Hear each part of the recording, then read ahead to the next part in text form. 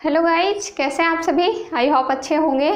तो हम पढ़ रहे थे 12th के हिस्ट्री, यानी कि हम 12th का हिस्ट्री के बारे में पढ़ रहे थे। तो आज फिर पढ़ेंगे। पार्ट 1 हम पढ़ चुके थे, आज पार्ट 1 पढ़ेंगे। तो क्या पढ़ाई हो रही थी हमारी, मौर्य काल से गुप्त काल तक का राजनीतिक आर्थिक जो भी इतिहास था उसके बारे में पढ़ रहे थे। यानी कि हमने इसमें क्या क्या पढ़ा था फर्स्ट पार्ट में, तो हमने उसमें पढ़ा था कि किस प्रकार से मौर्य काल का यानी गुप्त काल का इन सब का पता कैसे चला, इन सब का पता हमें किस स्रोत के आधार पे पता चला। तो उसमें हमने पढ़ा था कि साहित्यिक स्रोत, पुरातात्विक स्रोत और विदेशी यात्रियों के आगमन से हमें पता चला, उनके द्वारा लिखी गई पुस्तकों से पता चला कि आखिर क्या था मौर्य साम्राज्य, उसका कौन कौन से राजा थे, उद्भव कैसे हुआ, अंत कैसे हुआ। तो ये सब हमने किस में पढ़ा था, तो पार्ट फर्स्ट में पढ़ा था और कुछ बुक्स के भी नाम पढ़े थे जो कि इम्पॉर्टेंट था आपके लिए। और आज हम क्या पढ़ेंगे, तो आज हम वंश के बारे में पढ़ेंगे। यानी कि हमारा जो मगध साम्राज्य था उसमें कौन कौन से वंश हुए, तो उनका क्रम पढ़ेंगे, उनके बारे में पढ़ेंगे, कौन कौन से राजा थे, उनकी क्या क्या विशेषता थी, ये सब आज हम इसमें पढ़ने वाले हैं। तो आप वीडियो को अंत तक जरूर देखिएगा, समझिएगा। देखिए, मैं चाहूँ तो आपको कहानी की तरह इसे सुना दूँ और सुनने में आपको बहुत इंटरेस्टिंग भी लगेगा, लेकिन क्या होगा कि 2-4 घंटे बाद आप मेन पॉइंट्स भूल जाएंगे उसमें कि इनका शासनकाल कब से कब तक था, तो कौन से राजा थे, कितने नंबर पे थे। इसीलिए मैं आपको कुछ चीज़ें यहाँ पे लेके आई हूँ जिसे कि आपको नोट भी करना है। तो आज पार्ट 2 में मैं पूरा कंप्लीट करने की कोशिश करूँगी इसे, उसके बाद फिर ऑब्जेक्टिव, फिर क्वेश्चन आंसर जो भी होंगे करना है। तो देखिए, मगध साम्राज्य मैं आपको बता रही थी कि जब सारा चीज़ हमें पता चल गया तो उसके बाद फिर किस साम्राज्य का उद्भव हुआ। तो आपको पता है कि जैसे ही जनपद और जनपद जो है महाजनपद में बदला तो कई विशाल यानी शक्तिशाली राजाओं का उद्भव हुआ, शक्तिशाली साम्राज्य का उद्भव हुआ, जिसमें कि एक मगध साम्राज्य था। मगध साम्राज्य था जिसमें कि सबसे ज़्यादा शक्तिशाली। और फिर हम देखें वहाँ कि वहाँ पे मगध साम्राज्य में अलग अलग वंश आए। जैसे कि सबसे पहले अगर हम देखें तो सबसे पहले कौन सा वंश आया, तो हर्यक वंश आया। सबसे पहले कौन सा वंश आया मगध साम्राज्य का, तो हर्यक वंश। अगर इसका टाइम ड्यूरेशन देखें तो 544 से 412 BC तक, यानी 544 से 412 BC तक हर्यक वंश का टाइम ड्यूरेशन रहा। तो अब हम बात करते हैं कि ये जो हर्यक वंश है इसकी स्थापना किसने की, यानी कि इसके संस्थापक कौन थे। तो हर्यक वंश के जो संस्थापक थे ये थे बिंबिसार। देखिए, एक बिंबिसार है, एक बिंदुसार है, तो इसमें आपको कंफ्यूजन बिल्कुल भी नहीं होना है। बिंबिसार का संबंध किससे था, तो हर्यक वंश से। हर्यक वंश के संस्थापक बिंबिसार थे। इसका टाइम ड्यूरेशन तो 544 से 491 यानी कि 91 BC तक इसका था बिंबिसार का शासनकाल। 544 to 491 BC तक था बिंबिसार का शासनकाल। और ये क्या था, तो ये हर्यक वंश का संस्थापक था। फिर अगर इसके बात करें तो हर्यक वंश के जो संस्थापक बिंबिसार थे, बिंबिसार ने मगध की राजधानी कहाँ बनाई, किसी भी राज्य की राजधानी तो होनी थी, तो चूंकि इसने स्थापना किया था तो राजधानी कहाँ बनाई थी मगध साम्राज्य की, तो राजगृह, जिसे कि गिरिब्रज भी कहा जाता था। तो राजगृह या गिरिब्रज, यहाँ पर इसने इसकी राजधानी बनाई। किसकी, तो मगध साम्राज्य की राजधानी बिंबिसार द्वारा राजगृह या फिर गिरिब्रज को बनाया गया। फिर अगर देखें तो ये जो बिंबिसार था इसके दरबार में एक वैद्य रहते थे। बिंबिसार के दरबार में एक वैद्य रहते थे जिनका नाम था जीवक। ये प्रख्यात वैद्य थे। आपके एग्जाम में क्वेश्चन कैसे कैसे आएगा मैं बताती हूँ। आपके लिए सब्जेक्टिव आएगा कि हर्यक वंश के जो राजाओं थे उनके बारे में बताएं। तो आपको यदि पता होगा तो आप हर्यक वंश के बारे में लिखेंगे, उनके राजा जो थे जैसे जैसे क्रम में आपको बताऊंगी वो सब लिखेंगे। उसके अलावा ऑब्जेक्टिव में कैसे आएगा, तो देखिए हर्यक वंश का टाइम ड्यूरेशन आएगा बताइए, या फिर मगध साम्राज्य का पहला वंश कौन सा था, हर्यक वंश। हर्यक वंश की स्थापना किसने की, तो बिंबिसार ने। बिंबिसार का टाइम ड्यूरेशन कब था, तो कब से कब तक, तो बिंबिसार ने मगध की राजधानी कहाँ बनाई थी, तो राजगृह या गिरिब्रज। उसके बाद फिर प्रख्यात वैद्य जीवक किसके दरबार में रहा करते थे, तो बिंबिसार के दरबार में। फिर प्रख्यात वास्तुकार जो थे महागोविंद, वो किसके दरबार में रहते थे, तो वो बिंबिसार के दरबार में। तो इस तरह से आपने देखा ये थे प्रख्यात वास्तुकार थे ये। तो इस तरह से आपका ऑब्जेक्टिव क्वेश्चन आएगा और इसी तरह से आपका सब्जेक्टिव क्वेश्चन भी आएगा, इसीलिए आपको इसको अच्छे से ध्यान में रखना है। फिर देखिए इसने क्या किया, बिंबिसार की विशेषता थी कि इसने अपने साम्राज्य विस्तार के लिए जो आसपास के क्षेत्र थे वहाँ की राजकुमारियों से विवाह किया। जैसा कि आप अगर इसे प्रैक्टिकली तौर पर देखना चाहें, समझना चाहें, तो आपने जोधा अकबर मूवी जरूर देखी होगी या सीरियल जरूर देखा होगा या फिर इसके बारे में कहानियों में पढ़ा होगा। तो जोधा अकबर में अकबर ने क्या किया, अकबर एक मुस्लिम सम्राट सम्राट था। हम इसे मध्य भारत काल में यानी कि मुगल सम्राट में पढ़ेंगे। अकबर एक मुस्लिम शासक था, लेकिन उसने एक हिंदू राजकुमारी, वो जो राजस्थान की थी, मेवाड़ की, तो वो जो राजकुमारी थी भारमल, राजा भारमल, उनकी पुत्री हरकाबाई भी कहा जाता है, जोधाबाई, उनसे विवाह किया। वो विवाह इसलिए किया ताकि वो अपने साम्राज्य का विस्तार कर सके, हिंदू राजाओं के साथ इस प्रकार की संधि करे। अब कोई किसी घर का दामाद बनेगा तो उसका तो पूरा अधिकार उसके घर पे हो जाएगा ना, तो वही चीज़ें वो करते थे, अकबर करते थे कि वो जो आसपास के जो हिंदू राजाएं होते थे उनकी राजकुमारियों से, बेटियों से विवाह करके अपने साम्राज्य का विस्तार करते थे। तो वही काम पहले बिंबिसार ने किया, बिंबिसार ने भी यही काम किया। इसने 3 राजकुमारी से विवाह किया, कौशल नरेश की पुत्री कौशला देवी, फिर थी चेलना और उसके बाद खेमा। इन तीनों से विवाह करके अपने साम्राज्य का विस्तार किया। तो ये इनकी प्रमुख विशेषता थी। अपने बिंबिसार के बारे में देखा। फिर देखिए अजातशत्रु के बारे में। तब जब बिंबिसार शासन कर रहा था तब अजातशत्रु बिंबिसार का पुत्र था और अपने पिता यानी बिंबिसार की हत्या कर दी। अजातशत्रु अपनी गद्दी पाने के लिए अपने पिता बिंबिसार की हत्या कर दी थी। तो ये कब से कब तक था? तो अजातशत्रु का जो टाइम ड्यूरेशन था ये था 491 टू 459 बीसी तक, यानी कि 491 से 459 बीसी तक था। कौन? तो अजातशत्रु अपने पिता की हत्या करके वो गद्दी पे बैठ गया और यहाँ इतना समय से इतना समय तक इसने शासन किया। तो फिर देखिए आपसे पूछा जाएगा कि हर्यक वंश का दूसरा शासक कौन सा था? तो अजातशत्रु। और इसने क्या किया कि बज्जी संघ पर विजय की। इसके बारे में एक इंटरेस्टिंग फैक्ट्स मैं आपको बताती हूँ अजातशत्रु के बारे में कि अजातशत्रु को जो था बज्जी संघ पे विजय करना था, यानी कि बज्जी संघ को परास्त करके उसे अपना क्षेत्र घोषित करना था बज्जी संघ को। तो इसके लिए क्या किया कि अजातशत्रु के दरबार में एक चाणक्य रहते थे, कूटनीतिज्ञ चाणक्य को तो आप लोग जानते ही होंगे, उनको कूटनीतिज्ञ के नाम से जाना जाता है। तो इन्होंने भेजा गौतम बुद्ध के पास, ये गौतम बुद्ध के समकालीन ही थे, तो गौतम बुद्ध के पास भेजा किसे? तो चाणक्य को भेजा कि आप पता करके आइए कि आखिर हम किस प्रकार से बज्जी संघ पे विजय कर लें। तो चाणक्य जब गौतम बुद्ध से मिलने गया तो गौतम बुद्ध ने उनसे कहा कि बज्जी इकट्ठे उठते बैठते उद्यम करते हैं। ध्यान से सुनिएगा, बज्जी इकट्ठे उठते बैठते उद्यम करते और अपने विचारों को सब मिल के लेते हैं, यानी कि बज्जी जो थे उनमें एकता बहुत थी। इससे तो अचानक ये समझ गया कि बज्जी में एकता बहुत थी। अगर उन पे विजय पाना है तो सबसे पहले उनमें फूट डालना होगा, यानी उन्हें तोड़ना होगा, तभी हम उस पर विजय पा सकते हैं। तो चाणक्य तो कूटनीति में महारत हासिल किए हुए था, तो उन्होंने क्या किया कि इन बज्जी संघ को तोड़ना शुरू किया। संघ का मतलब ही है समूह, संघ का मतलब है, मैं महाजनपद जब आपको पढ़ाऊंगी या फिर मेरे वीडियो में चैनल पर अपलोड है महाजनपद, तो आप अगर चाहें तो वहाँ से पढ़ सकते हैं, नहीं तो मैं इसमें भी बाद में आपको पढ़ाऊंगी। तो जब आप महाजनपद पढ़ेंगे तो सुनेंगे कि संघ एक तरह से शासन व्यवस्था थी, संघ शासन व्यवस्था थी जिसमें कि बहुत सारे राजाओं के द्वारा मिलकर शासन किया जाता था। तो अजातशत्रु ने इसे तोड़ने का काम किया बज्जी संघ को, उसके बाद फिर तोड़ के उस पर शासन किया। तो कहा जाता है कि फूट डालो राज करो की जो नीति थी वो हमारे देश में अंग्रेजों के टाइम में नहीं आई, बल्कि बहुत पहले ही चली आई थी, जिसका कि प्रमुख उदाहरण या प्रथम उदाहरण के रूप में हम अजातशत्रु और बज्जी संघ को देख सकते हैं। तो बज्जी संघ पर विजय हासिल की किसने? अजातशत्रु में। और इसमें एक क्वेश्चन आएगा आपका कि बज्जी संघ पर विजय हासिल करने के लिए सबसे पहले रथ मूसल और शिलाकंटक, ये दो हथियार थे, इसे नाम आप ध्यान में रखेंगे, रथ मूसक और शिलाकंटक, इन दोनों हथियारों का प्रयोग किया अजातशत्रु ने। तो किस युद्ध में इस दोनों का प्रयोग किया गया? तो ये बज्जी संघ में विजय के लिए अजातशत्रु के द्वारा किया गया। फिर देखिए इसमें आजीवक संप्रदाय का जो संस्थापक था मखली गोसाल, उसकी हत्या हो गई, यानी कि वो इस युद्ध में मारा गया। तो आपसे क्वेश्चन आएगा कि आजीवक संप्रदाय का संस्थापक कौन था, मखली गोसाल या फिर मखली गोसाल किस संप्रदाय का संस्थापक था?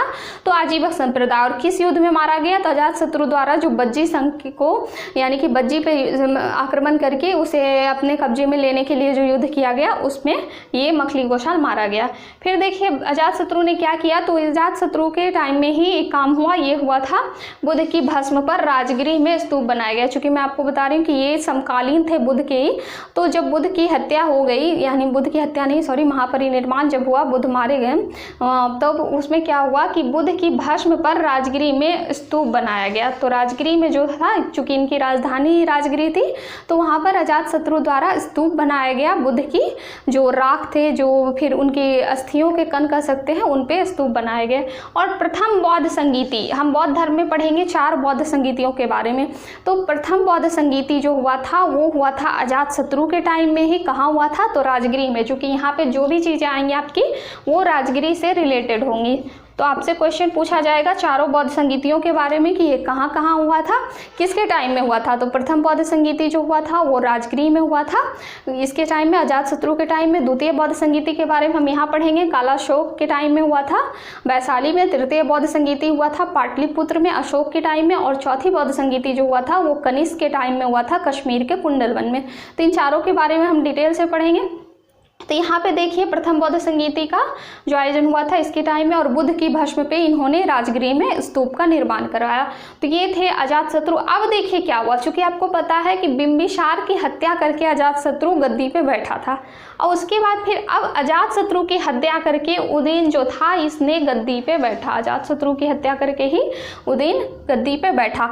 और इसीलिए कहा जाता है, इसमें एक बात का जिक्र किया गया है कि जैसे को तैसा, यानी कि जिस प्रकार से इसने इनकी हत्या की तो इन्होंने भी इनकी हत्या कर दी। तो इसीलिए पितृहंता वंश के नाम से हर्यक वंश जाना जाता है। आपके एग्जाम में आएगा कि पितृहंता वंश किसे कहा जाता है, तो ये हर्यक वंश को कहा जाता है। क्यों? क्योंकि बिंबिसार को मारकर अजातशत्रु जो उनका पुत्र था गद्दी पे बैठा, और फिर अजातशत्रु के पुत्र यानी कि उदयन ने अजातशत्रु को मार के गद्दी पे बैठ गया। तो ये इसीलिए इसे पितृहंता वंश कहा जाता है, पिता की हत्या करने वाला वंश। फिर देखिए उदयन जो था, इनका टाइम ड्यूरेशन की अगर बात करें तो 460 बीसी से 440 बीसी तक इनका टाइम ड्यूरेशन था। 20 वर्षों तक इन्होंने शासन किया। तो 460 से 440 बीसी तक उदयन का शासनकाल था। और इसने क्या किया कि गंगा, सोन व पुनपुन, ये जो 3 नदियां थी, गंगा, सोन व पुनपुन, जिसे गंडक भी कहा जाता है, तो इन तीनों नदियों के संगम पे पाटलिपुत्र की स्थापना की। इन तीनों नदियों के संगम पे पाटलिपुत्र नगर की स्थापना की। आपके एग्जाम में क्वेश्चन एक आता है कि पाटलिपुत्र नगर की स्थापना किसने की, तो उदयन। इसका दूसरा नाम क्या है, तो इसका दूसरा नाम उदयभद्र है। कहीं कहीं आपको उदयन मिलेगा तो कहीं कहीं उदयभद्र भी देखने को मिलेगा, इसी का नाम है, 2 नाम। तो उदयन या उदयभद्र ने पाटलिपुत्र नगर की स्थापना की। किस किस नदी पर, तो गंगा, सोन व पुनपुन नदी के संगम पे किया। फिर देखिए इसके बारे में क्या है कि इसने मगध की राजधानी राजगृह से पाटलिपुत्र कर दी। इसने मगध की राजधानी जो थी वो राजगृह से कहाँ पहुंचा दी, तो पाटलिपुत्र। बिंबिसार के टाइम में राजगृह था, फिर इसमें भी, और उसके बाद फिर इसने पाटलिपुत्र में स्थानांतरित कर दिया क्योंकि ये नया नया नगर बसाया था। फिर देखिए इसमें क्वेश्चन आएगा कि इसका अंतिम शासक कौन था। ये कुछ प्रमुख शासक थे जिसके बारे में कि आपके एनसीईआरटी बुक्स में, देखिए आपके एग्जाम में जो क्वेश्चन आएंगे वो आपके एनसीईआरटी बुक्स से ही आएंगे। तो इसीलिए मैं जो भी कंटेंट पढ़ा रही हूँ आपको एनसीईआरटी का ही पढ़ा रही हूँ। तो एनसीईआरटी वाले आप लोग पढ़िए जरूर। तो देखिए नागदशक जो था ये इसका अंतिम शासक था। नागदशक कौन था, तो अंतिम शासक था। ये भी क्वेश्चन आपके एग्जाम में आएंगे कि हर्यक वंश का अंतिम शासक कौन था, तो नागदशक था। फिर देखिए नागदशक के बाद कौन बना शासक, यानी कि नागदशक के बाद, तो नागदशक का जो मंत्री था, अमात्य जिसे कहा जाता था, तो नागदशक का एक मंत्री था कौन, तो वो था शिशुनाग। नागदशक का मंत्री शिशुनाग था। उसने नागदशक को परास्त कर दिया, हत्या कर दिया, जो भी आप कह लीजिए। तो उसका शासन समाप्त करके खुद का एक नया शासन की स्थापना किया और खुद का एक नए वंश की स्थापना किया, जिसे कौन सा वंश कह सकते हैं, तो शिशुनाग वंश कहा गया। तो यहाँ से हर्यक वंश का चैप्टर खत्म हो गया, हर्यक वंश का यहाँ से फिर कुछ नहीं, फिर यहाँ से एक नए वंश की शुरुआत हुई, शिशुनाग वंश। तो आपसे पूछा जाएगा कि मगध साम्राज्य के जो वंश थे उनका क्रम बताएं। तो सबसे पहले हर्यक वंश, फिर शिशुनाग वंश, फिर हम पढ़ेंगे नंद वंश, फिर मौर्य वंश, उसके बाद फिर आगे जो भी देखेंगे। तो 4 प्रमुख याद कर रखना है आपको, हर्यक वंश, शिशुनाग वंश, नंद वंश, मौर्य वंश।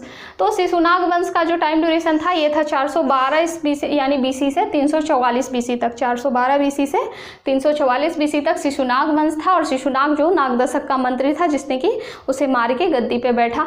उसके बाद फिर देखिए इसने राजधानी जो मगध की थी पाटलिपुत्र से वैशाली कर दिया। यहाँ पर आपने देखा कि राजधानी क्या थी, तो राजगृह थी मगध वंश की, जिसे उदयन ने क्या किया, तो राजगृह से हटाकर पाटलिपुत्र कर दिया। फिर जो ये नागदशक शिशुनाग आया, तो इसने शिशुनाग ने क्या किया कि जो मगध की राजधानी थी ये फिर पाटलिपुत्र से चेंज करके वैशाली कर दिया, यानी कि जहाँ जहाँ जिसका जो मन हुआ राजधानी चेंज करता गया। फिर देखिए इसके बाद जो शासक आया ये कौन था, तो ये कालाशोक था। फिर मृत्यु के बाद शिशुनाग की जो मृत्यु हो गई तो उसके बाद उसका पुत्र जो कालाशोक था ये गद्दी पर बैठा और यही इसका अंतिम शासक था। आपसे पूछा जाएगा कि शिशुनाग वंश का अंतिम शासक कौन था, तो कालाशोक। देखिए नाग से शुरू हुआ और यहाँ पे नाग से खत्म हुआ और यहाँ नाग से शुरू हुआ, तो आपको चीज़ें ध्यान में रहेंगी। तो कालाशोक जो था अंतिम शासक था और इसने क्या किया कि फिर राजधानी वैशाली से चेंज करके पाटलिपुत्र को ही बना दिया। आपको पता है आप जब बुक में इसकी कहानी पढ़ेंगे ना लाइन बाय लाइन, तो आप पूरी तरह से कंफ्यूज हो जाएंगे। मैं भी जिस समय पढ़ रही थी तो पूरा कंफ्यूज हो जाती थी, क्योंकि बहुत सारे जो भी राजा थे सबने अपनी राजधानी बदल बदल के कहीं और ले गए। तो जब आप इस तरह से इसे नोट कीजिएगा ना, तो आपको चीज़ें हमेशा याद रहेंगी, आपको कन्फ्यूजन नहीं होगा। देखिए सबसे पहले राजगिरी, फिर राजगिरी से पाटलिपुत्र, फिर पाटलिपुत्र से वैशाली और फिर वैशाली से पाटलिपुत्र कर दिया कालाशोक ने।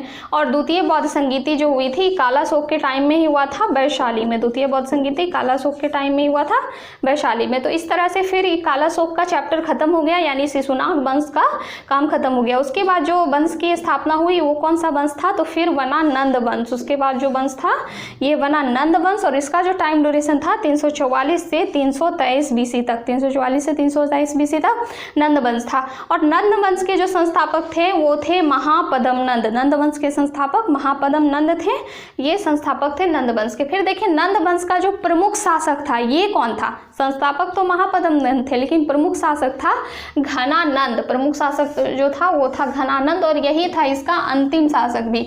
आपको सारे शासन का टाइम ड्यूरेशन याद रखना है, शासक याद रखना और अंतिम शासक कौन था ये भी ध्यान में रखना है। तो इसका जो अंतिम शासक था ये था घनानंद। और घनानंद के टाइम में आपने सिकंदर का नाम सुना होगा, विश्व विजेता सिकंदर। तो 326 बीसी में सिकंदर घनानंद के टाइम में ही भारत पर आक्रमण किया। ये एक यूनानी शासक था, तो भारत पर आक्रमण किया, लेकिन उसकी झेलम नदी को पार करके वो आया था, लेकिन उसकी जो सेना थी वो ब्यास नदी को पार नहीं कर पाई। सिकंदर की सेना ब्यास नदी को पार नहीं कर पाई। फिर इसी दौरान युद्ध के दौरान उनकी तबीयत बिगड़ी और चूंकि वो 326 में तो भारत पे आक्रमण ही किए थे और 323 बीसी में सिकंदर की मृत्यु हो गई। 323 बीसी में सिकंदर की मृत्यु हो गई। कहाँ, तो बेबीलोन में। बेबीलोन में सिकंदर की मृत्यु हुई 323 बीसी में। और भारत पर कब आक्रमण किए थे, तो 326 बीसी में। और सिकंदर एक यूनानी शासक था जिसने घनानंद के टाइम में भारत पर आक्रमण किया था। तो ये चीज़ आपको ध्यान में रखनी है। उसके बाद फिर देखिए चौथा जो साम्राज्य आया, यहाँ से नंद वंश का चैप्टर भी खत्म। आपने 3 वंश पढ़ लिया, हर्यक वंश, शिशुनाग वंश, नंद वंश। अब चौथा और बहुत ही शक्तिशाली शासक जो आया वो था मौर्य वंश। सबसे ज़्यादा शक्तिशाली वंश कर लीजिए आप जिसे, वो मौर्य वंश की स्थापना हुई। कब हुई, तो मौर्य वंश का जो टाइम ड्यूरेशन था वो था 322 से 184 बीसी के बीच। 323 से 184 बीसी के बीच मौर्य वंश की स्थापना हुई। और इसके जो संस्थापक थे वो थे चंद्रगुप्त मौर्य। इसके संस्थापक कौन थे, चंद्रगुप्त मौर्य थे मौर्य वंश का संस्थापक। और इसका जो टाइम ड्यूरेशन था 322 से 298 बीसी, 322 से 298 बीसी तक चंद्रगुप्त मौर्य का शासन था। और ये एक बहुत ही शक्तिशाली शासक थे। इन्होंने क्या किया कि यूनानी शासक सेल्यूकस निकेटर को परास्त कर दिया। देखिए सेल्यूकस निकेटर जो है ये यूनानी शासक थे, इन्होंने परास्त कर दिया और इनसे एक संधि की। संधि में क्या की कि इनकी जो पुत्री थी, सेल्यूकस निकेटर का जो पुत्री थी हेलेना, उनसे विवाह किया, हेलेना से विवाह किया। और इस संधि के तहत यानी कह लीजिए यूनान पे भी इनका ज़्यादा से ज़्यादा अधिकार हो ही गया। तो सेल्यूकस निकेटर को परास्त करके संधि द्वारा हेलेना का विवाह किया। अब देखिए हेलेना से विवाह कर लिया इन्होंने, तो ये क्या हो गए, तो सेल्यूकस निकेटर के खास हो गए क्योंकि उनकी पुत्री से विवाह किया था। तो सेल्यूकस निकेटर ने फिर अपने राजदूत मेगास्थनीज को भारत भेजा। मेगास्थनीज का नाम आपने सुना, मैं पिछली वीडियो में बताई थी। तो मेगास्थनीज को इन्होंने भारत भेजा और मेगास्थनीज जो थे इन्होंने इंडिका नामक पुस्तक लिखी। ये बहुत टाइम तक रहे थे यहाँ पे इनके दरबार में और इंडिका नामक पुस्तक लिखी। और इसी इंडिका से हमें मौर्य वंश की अधिक से अधिक जानकारी मिलती है। वैसे तो किसी भी चीज़ की जानकारी साहित्य से मिलती है और उसके बाद पुरातत्व से, तो सिक्के अभिलेख जो थे इन सबसे जानकारी मिलती है, लेकिन ज़्यादा से ज़्यादा जो लिखा गया था वो इसी इंडिका में लिखा गया था क्योंकि मेगास्थनीज बहुत करीब रह के इनके बारे में लिखे थे, मौर्य वंश के बारे में लिखे थे। तो मौर्य वंश चंद्रगुप्त मौर्य के संस्थापक थे।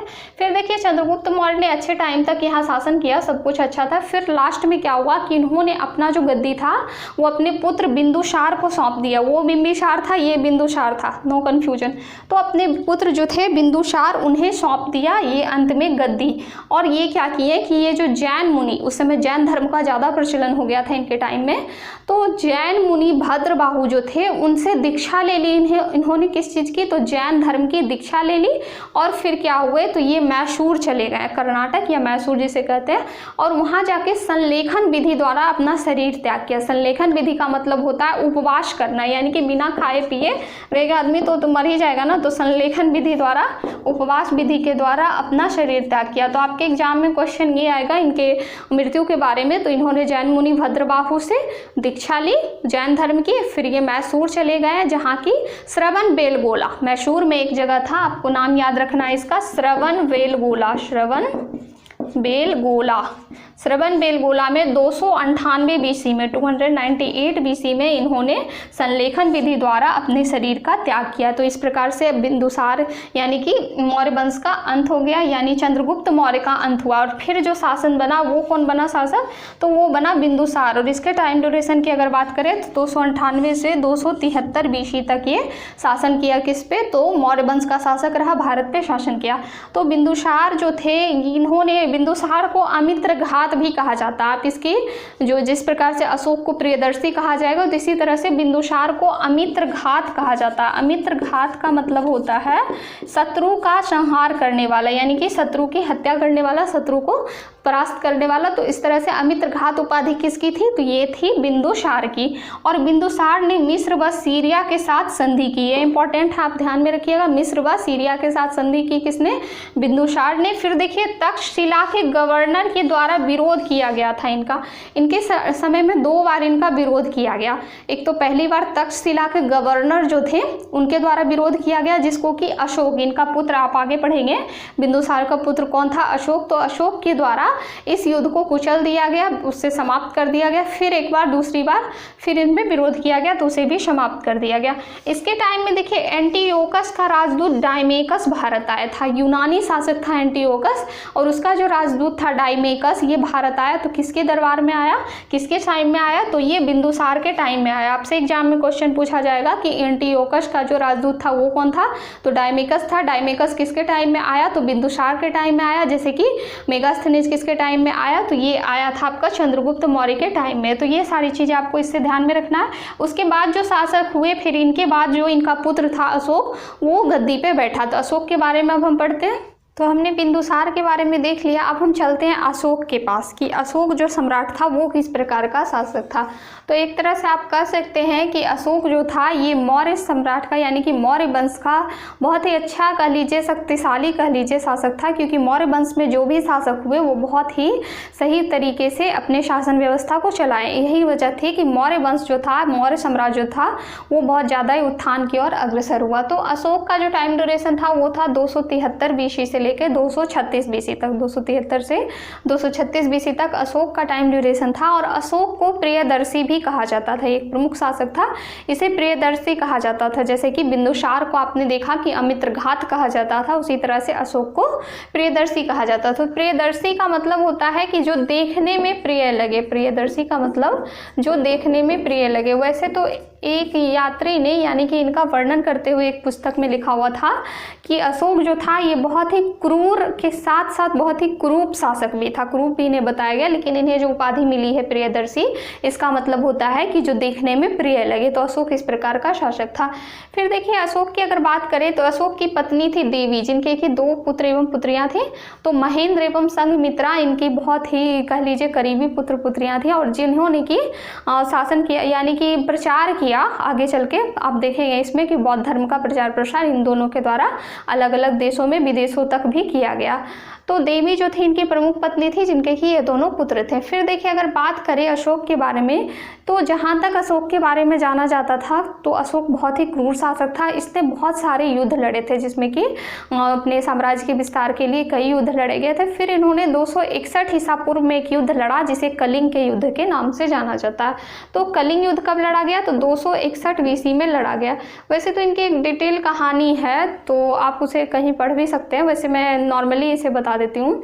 तो अशोक ने जब युद्ध लड़ा तो उसमें क्या हुआ कि बहुत ज़्यादा ही नरसंहार हो गए, यानी कि कलिंग के युद्ध में लगभग 1.5 लाख लोग बंदी बनाए गए, जबकि लाखों लोग मारे गए। इस भीषण नरसंहार को देख के अशोक का जो हृदय था वो परिवर्तित हो गया। अशोक को ऐसा लगने लगा कि ये सब बेकार है, इन सब चीज़ों से कुछ नहीं होने वाला। इन्हें बहुत दुख हुआ कह लीजिए, तो हृदय परिवर्तन हो गया। इसके पीछे एक दूसरी कहानी है। आप अगर देखे होंगे कि अशोक ने जब कलिंग पे आक्रमण करने के लिए कलिंग गए थे तो वहाँ एक लड़की से इन्हें प्रेम हो गया था, जिसके बाद कि वो चाहते थे इनसे विवाह करें। लेकिन वहाँ का कलिंग का एक नियम था कि कोई भी जो वहाँ की लड़की होती थी वो बाहर के किसी से भी विवाह नहीं कर सकती थी अपने राज्य को छोड़ के, जिसकी वजह से इनका विवाह नहीं हुआ। और इन्होंने गुस्से में आकर लगभग इतने लोगों की हत्या कर दी, और अंत में ये हुआ कि ये पूरी तरह से गुस्से में थे और हत्या करने के क्रम में इन्होंने उस लड़की की भी हत्या कर दी, जिसके बाद कि इनका जो हृदय था वो पूरी तरह परिवर्तित हो गया, कह लीजिए एक तरह से पूरी तरह टूट गया। तो ये कहानी एक अलग थी। बाकी अगर ऐसे देखा जाए तो बस कलिंग युद्ध के बाद इनका हृदय परिवर्तन हो गया इतने सारे नरसंहार को देख के, और इन्होंने फिर क्या किया कि शांति के मार्ग को अपना लिया, यानी कि बौद्ध धर्म को अपना गया। ये एक पुस्तक में ये भी देखने को मिलता है कि कहा जाता है कि अशोक का जो किचन था, जैसे कि आप कह सकते हैं भोजनालय हिंदी में, तो वहाँ मोर और हिरन, यानी कि इनमें 3 जानवर पकते थे, जिसमें कि 2 मोर और 1 हिरन को हर रोज पकाया जाता था, जिसे कि भोजन के रूप में अशोक लेते थे। तो इन्हीं सब चीज़ों से पता चलता है कि ये बहुत ही क्रूर शासक हुआ करते थे। लेकिन कलिंग युद्ध के बाद इनका हृदय परिवर्तन हो गया और इन्होंने बौद्ध धर्म को अपना लिया। और बौद्ध धर्म तो एक शांति वाला धर्म कह सकते हैं आप जिसे। तो बौद्ध धर्म को अपनाने के बाद बौद्ध धर्म का नियम ही है कि शांति पूर्व जीवन यानी कि व्यतीत करना। हम पढ़ेंगे इसके बारे में, जिसका कि 8 नियम था। तो ये सब हम बौद्ध धर्म में पढ़ेंगे। तो यहाँ पर आपने देखा उसके बाद क्या हुआ कि इन्होंने बौद्ध धर्म को अपनाने के बाद सिर्फ खुद तक सीमित नहीं रखा, बल्कि बौद्ध धर्म का प्रचार प्रसार बहुत ही जोरों से किया। बौद्ध धर्म का प्रचार प्रसार इनके जो पुत्र एवं पुत्रियाँ थी, महेंद्र एवं संघमित्रा, इनके द्वारा श्रीलंका, इसके अलावा अन्य देशों में भी बौद्ध धर्म का प्रचार किया गया। स्तूप बनाए गए अशोक के द्वारा, 84,000 स्तूप बनाए गए। अशोक के द्वारा टोटल 84,000 स्तूप बनाए गए, जिसमें कि 80 स्तूप तो मेगास्थनीज ने खुद वर्णन किया, उन्होंने आंखों से देखा था। इतने सारे स्तूप बनाए गए थे किसके द्वारा? तो अशोक के द्वारा। जब अशोक के बारे में एक बात और आती है कि आपने चीन के महादीवार के बारे में सुना होगा। चीन की महादीवार जो था वो इसी के समकालीन, यानी अशोक के समकालीन, जो चीन, समकालीन का मतलब होता है कि जिस समय पर ये हैं उस समय पर वो भी हैं। तो अशोक के समकालीन ही थे वेन सांग, यानी कि सांग टी करके उनका कुछ नाम था। तो उनके द्वारा अशोक वहाँ पे हून जो होते थे, हून के बारे में आप जानते होंगे। तो हून के रक्षा से बचने के लिए, हून जिस समय आक्रमण कर रहे थे, तो उनसे बचने के लिए चीन की महादीवार बनाई गई थी उस शासक के द्वारा, चीनी शासक के द्वारा। और चूंकि अशोक जो थे वो क्या किए थे कि अपने बौद्ध धर्म के प्रचार के लिए अलग अलग देशों में गए थे, लेकिन उन जानते हुए कि जो चीन की दीवार बनाई गई वो हून से रक्षा के लिए, इन्होंने भारत के उत्तर पश्चिमी क्षेत्र में इस प्रकार की कोई दीवार नहीं बनाई। अगर ये भी भारत में बना दिए होते इस प्रकार का दीवार, तो फिर इन सब वंश का अंत नहीं होता। क्योंकि आप पढ़ेंगे आगे इसी में कि किस प्रकार से फिर मौर्य वंश के बाद शुंग वंश आए, शुंग वंश के बाद कंद वंश आए, और उसके बाद फिर जो विदेशी आक्रमण थे, विदेशी आक्रमण करते हुए किस प्रकार से भारत में अपने शासन की स्थापना की विदेशी आक्रमण के दौरान। तो इस प्रकार से अशोक ने बौद्ध धर्म का बहुत अधिक प्रचार प्रसार किया। और उसके बाद धम्म चक्र की नीति अपनाई। आपसे पूछा जाएगा ये प्रश्न कि धम्म चक्र की नीति किसके द्वारा अपनाई गई? तो अशोक के द्वारा। उस धम्म चक्र में क्या था? तो उसमें यही नियम कानून थे, बड़े बुजुर्गों की सेवा करना, माता पिता का सम्मान करना, सत्य मार्ग पर चलना, गलत काम ना करना, चोरी ना करना, डकैती, यही सब सारी चीज़ें जो थी उनमें वर्णित थी। तो ये अशोक के बारे में कुछ प्रमुख बातें थी जिसे कि आपको ध्यान में रखना है, इनके कलिंग विजय के बारे में और इनके टाइम ड्यूरेशन के बारे में। फिर देखिए अगर अंतिम शासक की बात करें, मौर्य वंश के अंतिम शासक की, तो ये कौन थे? तो ये बृहद्रथ था। मौर्य वंश का अंतिम शासक कौन था? तो बृहद्रथ था। फिर इसी बृहद्रथ को मार के कण्व वंश की स्थापना किया वहाँ के जो शासक थे। फिर देखिए अगर हम इसमें सबसे प्रसिद्ध बात की अगर करें मौर्य वंश के बारे में, तो मौर्य प्रशासन इसमें सबसे ज़्यादा फेमस था। क्योंकि आपको पता है कि यहाँ के हर एक सम्राट जो थे वो खुद में बहुत अधिक शक्तिशाली थे, क्योंकि इन्होंने अपने शासन को सुव्यवस्थित तरीके से चलाया, जिसे आप डिसिप्लिन कर सकते हैं।